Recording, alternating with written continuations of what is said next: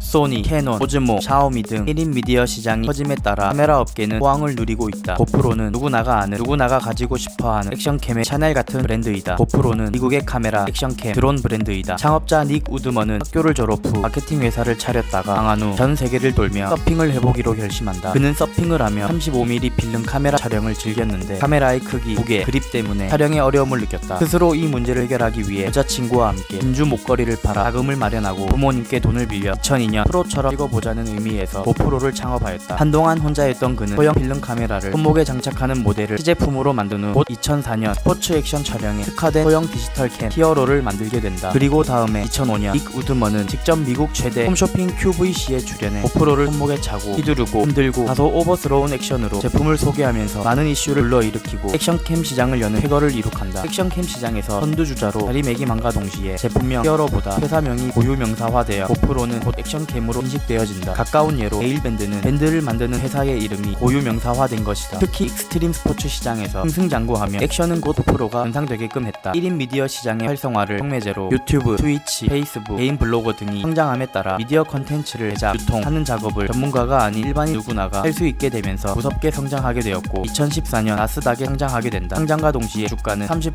폭등을 하며 닉 우드먼은 가장 어린 억만장자가 된다. 이전까지 늘 하우징이 있어야지만 강수 방지는 지원했다. 2016년 하우징이 필요 없는 가장 이상적인 제품 히어로5를 출시하며 매출 2조 원에 달하는 역대급 매출을 기록하는 등 다시금 자신들의 힘을 과시했다. 하지만 2014년 나스닥 상장 후 얼마 지나지 않아 액션캠 시장의 선두주자임에도 불구하고 주가는 나락으로 떨어지기 시작한다. 분위기 반전을 위해 NF의 슈퍼볼 결승전 광고를 결정하게 되는데 이는 전 세계 스포츠 광고 중 단연 1등으로 초당 광고 가격이 2억에서 3억 가량이다. 이미 인지도도 충분한 상황에서 무리한 마케팅 비용을 쓰므로 2016년 마이너스 성장으로 돌아서게 된다. 이를 극복하기 위해 2014년에서 2016년 R&D 비용으로 2천만 불을 들인 드론 사업 카르마 시리즈를 출시했는데 기술력도 없는 상태에서 제품만 성급하게 출시하다 보니 배터리 결함, 무게중심 결함 등 잦은 오류, 고장으로 추락하는 일도 잦았다. 과거부터 액션캠은 고프로, 드론은 DJI라는 인식이 너무나도 강했음에도 불구하고 무리한 사업 확장으로 도전을 면치 못했다. 신규 사업에 힘을 쏟고 있을 때 중국에서 저가 짭프로들이 나오고 소니에서 FDR X3000, DJI에서 오즈모 포켓 등이 나오면서 고프로는 액션캠 시장마저 위협받게 된다. 시장 선도 기업인 고프로가 액션캠 시장을 지키기 쉽지 않았던 이유는 몇 가지가 있는데 그중 첫 번째로 자신만의 특허, 기술력이 없다는 점이다. 히어로 3, 3 플러스, 4, 5에서 사용된 IMX117과 히어로 6,